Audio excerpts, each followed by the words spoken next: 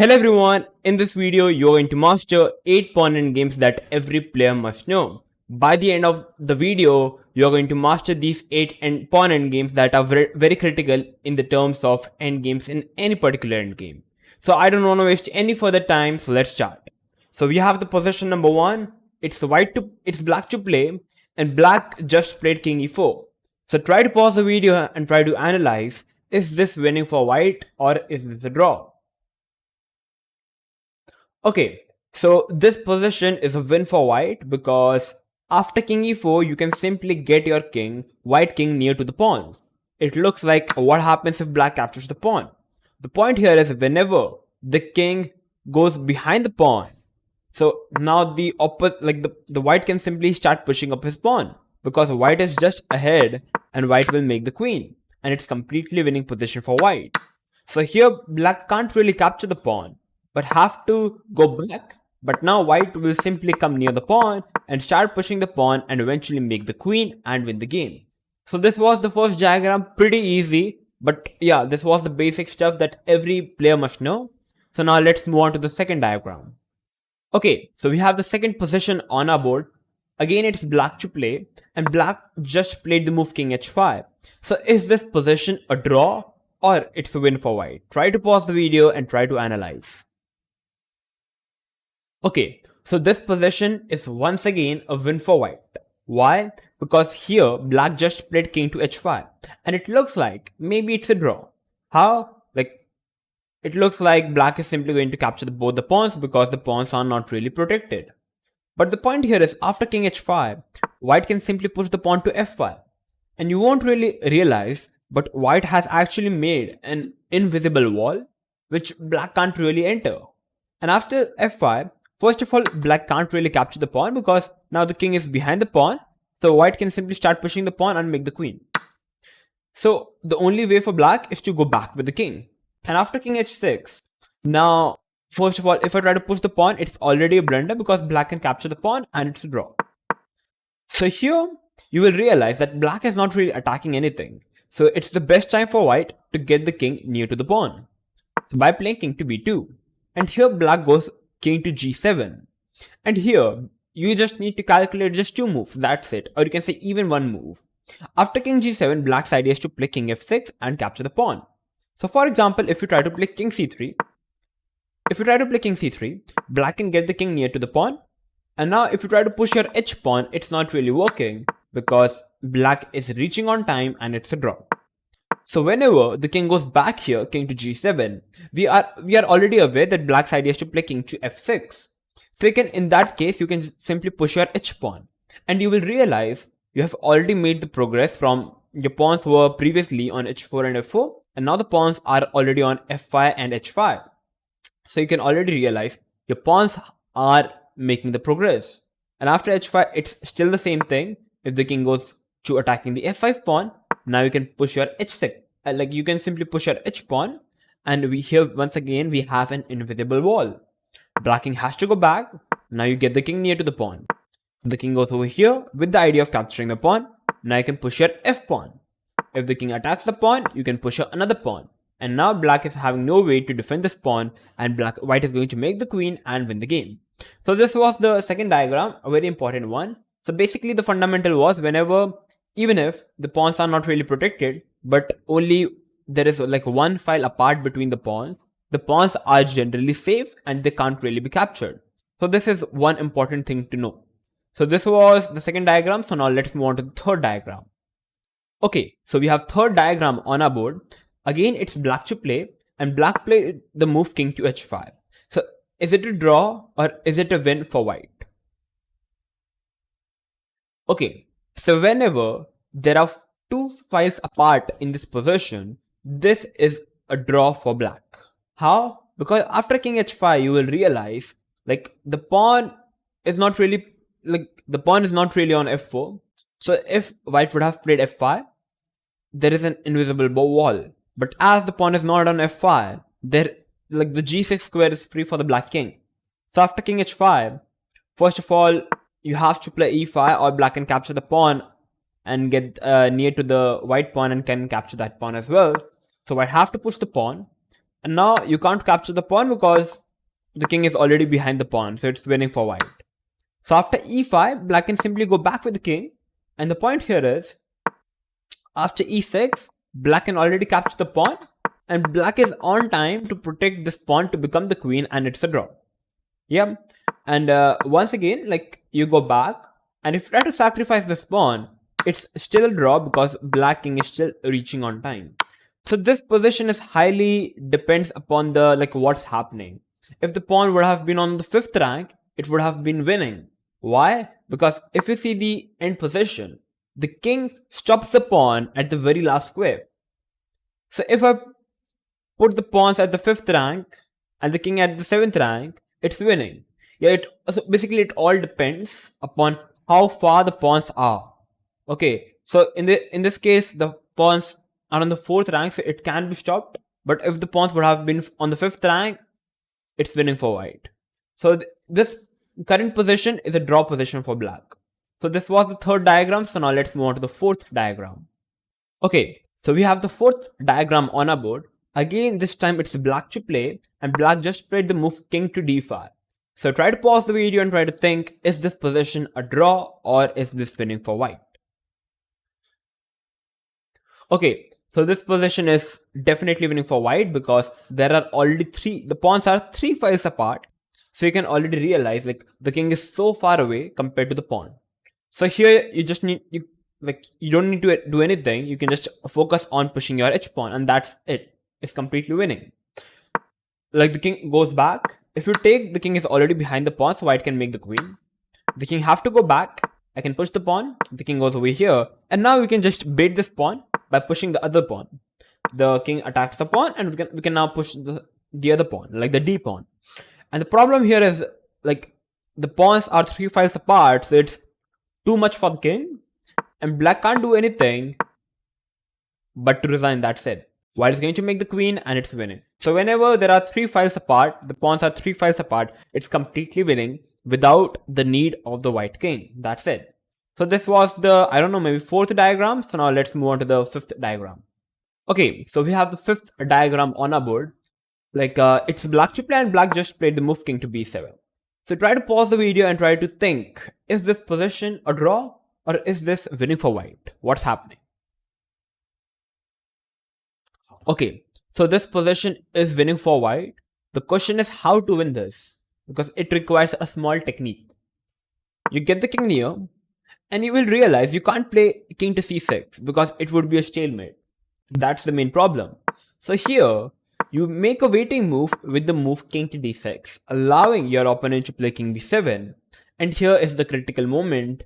You need to make a queen, or you can make the rook. You can make anything, yeah?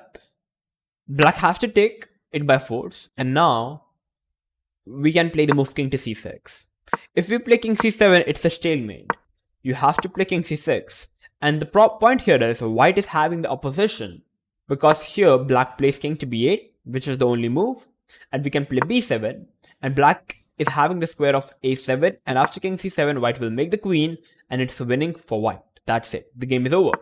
So generally, if in this position, black just played king b8.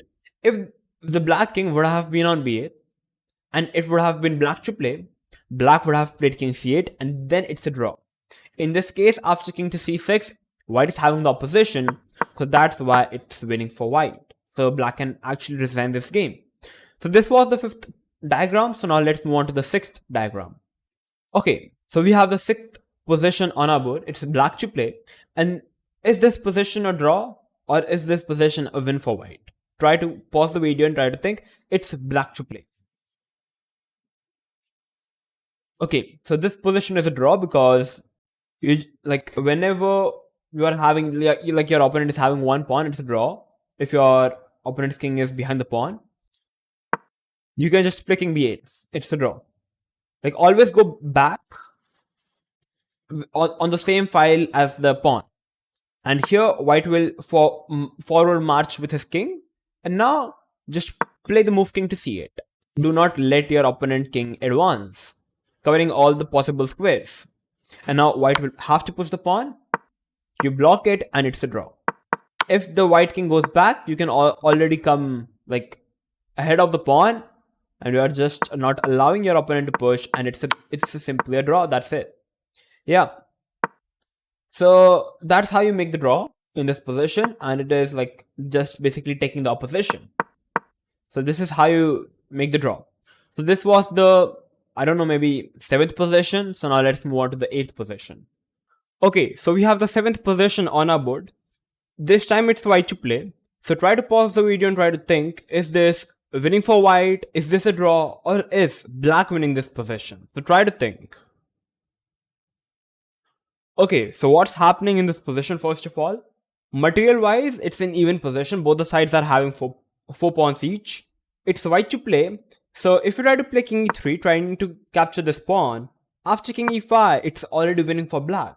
You have to go back with the king, and the black king enters up, capturing the pawn and eventually winning the game. So it's not really working up. So king e3 is already a blunder by white. So the move that you should play in this position, which is winning, is to play king f2, or you can also play king to d2. What is the idea? The idea is to waste a move, and basically you can say passing the move to your opponent, because after king to f2, if your opponent comes to e5, we have king e3, the opponent have to go back and we can capture the pawn. And if at the place of king e5, if your opponent moves his king, now once again you can come up with king e3, and your opponent can't come to e5. He has to play king to d6, and you can capture the pawn, and it is still winning for white. So this is why this particular method, which is to play king f2, wasting a move and then playing king e3, is known as the triangulation method. What happens in this method here is you are wasting a move, or you can say you are passing the move to your opponent to get the opposition, or maybe to sometimes lose the opposition. King f2, king d2 is the same thing, because you are making a triangle. You are making a small triangle like this. So this is why this method is known as the triangulation method. And after this position we reach, here white is a pawn up, and we have this position, and you will realize, is this position again winning for white, or black making some kind of fortress in this position? So try to pause the video and try to think, how are you going to continue this position? Okay, so first of all, if you try to use the same triangulation method thing, here king c2, black is not really kind of forced to play king a5, because if he does, you can play king c3, king goes back, and this is winning. Okay, this is winning. You can get the king, capture the pawn, and you can win the game. But your opponent is going to play king a6. The moment you enter on c3, then he's going to play king a5. But so in this particular position, the triangulation method is not really working up. But here, you need to find the move b4, or small tactics. Your opponent takes, and now you play king b3. The king goes back, the king is forced to go back, and now you can capture the pawn, and this is winning. This is just winning. You give up this pawn as a bait, and you can eventually convert this pawn into a queen, and you can mate him.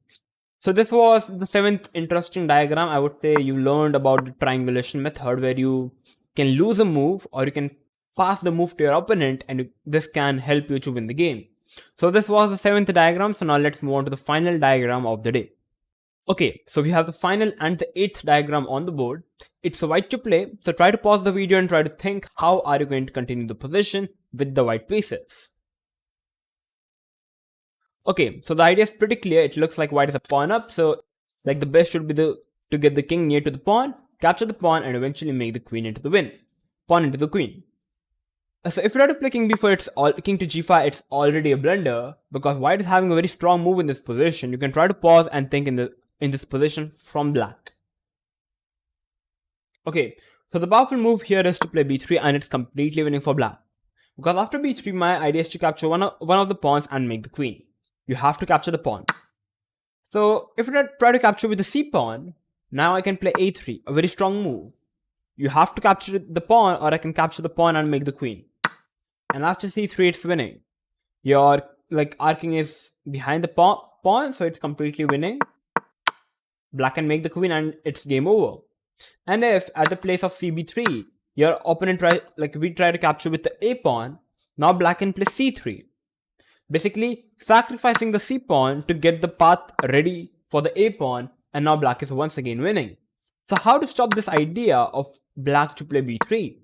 So in this position, the winning move for white is to play b3 itself, chopping black's b3, and if black captures with the c pawn, you capture with the c pawn. If black captures with the a pawn, you capture with the a pawn, and this position is just winning. You can, I don't know, you can just simply give up this pawn and eventually win this game like this. And this is completely winning. So yeah, because like the idea is pretty simple, because if the black king goes like to the corner, this is completely winning, because whenever white's king is ahead of the pawn, it's always winning. So like you can go here, you can go here, here, you can go over here. Sorry, this is a draw, my bad. Here you can just push the pawn, and if the king goes over here, you can get the king, and if the king goes over here, now king b6, and it doesn't matter where the king goes, you are going to go the opposite way, and you can push the pawn and make the queen, and it's completely winning. So this was the 8th position in the pawn endgame, and I'm now pretty sure that after watching all these 8 pawn endgames, you are having your knowledge about the pawn endgames or the endgame skills have definitely would have improved at least 1%. If it did, then make sure to like the video, share this video with everyone, and make sure to subscribe to our channel if you are new to our channel. I'm going to come up with these more interesting content like this. So till then, stay tuned and keep watching Oneshot Chess.